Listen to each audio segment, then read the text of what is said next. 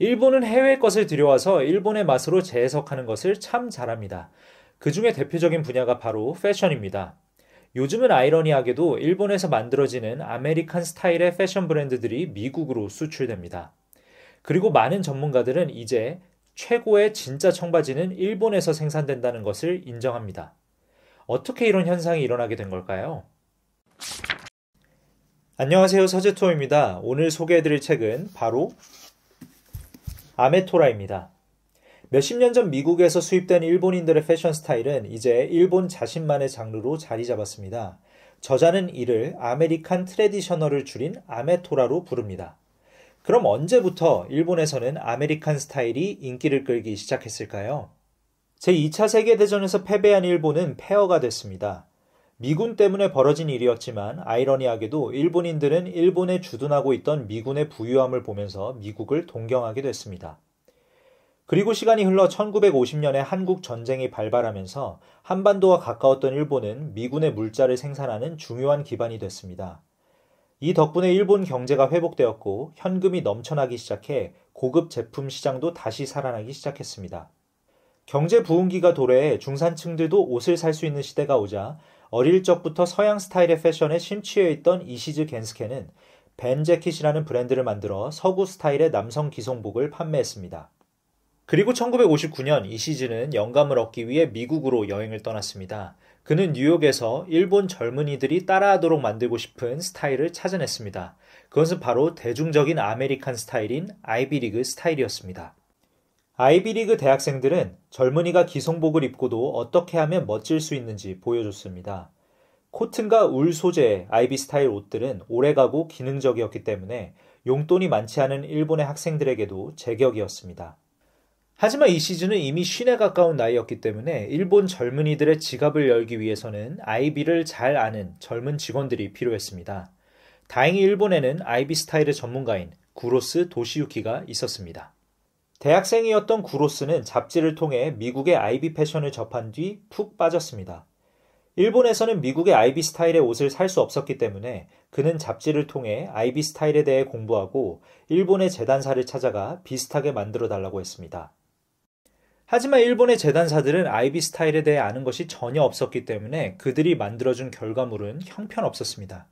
그렇게 진짜 카피본에 대한 열망은 점점 커졌고 그는 그렇게 아이비 스타일의 모든 디테일들을 마스터하게 됐습니다. 그렇게 일본을 대표하는 아이비 전문가 구로스 도시유키가 1961년 벤 재킷에 합류하게 되면서 일본의 아이비 스타일을 전파하고자 하는 그들의 노력이 본격적으로 시작됩니다. 처음에 일본 젊은이들에게 아이비 스타일을 제안하는 것은 결코 쉽지 않았습니다. 그래서 그들은 잡지라는 매체의 힘을 적극 활용했습니다. 그들은 도쿄 긴자에서 미국의 아이비리그 대학생처럼 차려입고 걸어다니는 젊은이들의 스냅 사진들을 잡지에 실었고 제대로 된 아이비 패션을 위해 지켜야 될 규칙들을 알려주는 칼럼을 지속적으로 실었습니다. 더 강렬한 마케팅 효과를 위해 실제로 미국의 아이비리그 대학교들을 방문해 대학생들을 촬영하여 테이크 아이비라는 책과 영화를 만들어 공개하기도 했습니다. 그렇게 잡지와 책, 영화를 통해 아이비 스타일에 대해 알게 된 독자들은 벤 재킷의 소매점으로 점점 몰려들었습니다. 엄청난 성공을 거두게 된 벤 재킷은 수년에 걸쳐 다양한 분야로 사업을 확장하며 몸짓을 키워나갔습니다. 하지만 영원한 성공은 역시 없는 걸까요? 1975년에 연 매출액 정점을 찍게 된 벤 재킷은 이후에 무너지게 됩니다. 처음에는 10대가 몇 년을 모아야 살 수 있는 제품을 만드는 브랜드가 이제는 슈퍼마켓의 할인 매대 위에도 올라가게 됐습니다. 브랜드 가치가 점점 떨어지면서 1978년 결국 벤 재킷은 파산하게 됩니다. 벤 재킷은 일본 남성복 문화를 시작했을 뿐만 아니라 파산한 뒤에도 일본 남성 패션 문화에 크게 기여했습니다. 1978년에 파산한 뒤 벤 재킷에 잘 훈련된 천여 명의 직원들이 다른 의류 회사들로 떠나면서 전반적인 일본 패션 브랜드들의 퀄리티가 올라갔습니다.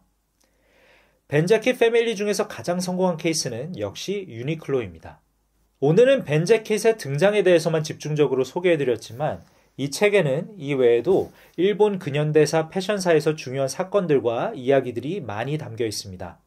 미국에서 영향을 받은 아웃도어 룩을 일컫는 헤비 듀티 스타일, 뽀빠이 잡지, 아메리칸 스타일 브랜드 편집 매장 빔스, 꼼데 가르송, 어 베이딩 에입 등 서구권을 강타한 일본의 브랜드들, 리바이스의 빈티지 데님 팬츠들을 복각해낸 풀카운트 웨어하우스와 같은 데님 브랜드들, 그리고 일본의 장인 정신을 바탕으로 자신만의 스타일을 개척하고 있는 캐피탈 비즈빔 등 지난 70여 년 동안 일본 패션사에서 중요한 흐름이 나오게 된 배경을 자세히 설명해주고 있어서 굉장히 흥미롭습니다.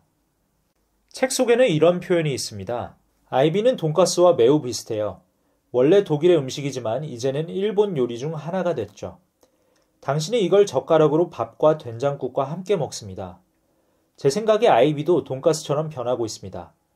60년 전에 미국에서 왔지만 일본에서 60년을 보내는 동안 우리에게 더 잘 맞게 조절됐죠. 미국의 리바이스 등 근본 브랜드들이 원가 절감 및 생산 효율화 등을 이유로 점점 전통적인 제조 방식을 포기할 때 일본은 미국의 오래되었지만 퀄리티 높은 제조 방식을 계속해서 보존하고 지켜왔습니다. 이제는 미국이 일본으로부터 자신의 과거에 대해 배워가는 실정입니다. 학생으로 70여 년이라는 오랜 세월을 보낸 덕에 이제 일본 패션은 선생이 될 기회를 얻었습니다. 저처럼 패션과 일본 패션 브랜드들을 좋아하시는 분들은 특히나 재밌게 읽으실 수 있을 겁니다. 한 권의 책으로 일본 근현대 패션사를 쭉 훑을 수 있어서 아주 유익하고 재밌었습니다. 오늘의 추천책 아메토라였습니다. 여러분의 구독과 좋아요는 영상을 제작하는 데 큰 힘이 됩니다. 다음 책도 기대 많이 해주세요. 감사합니다.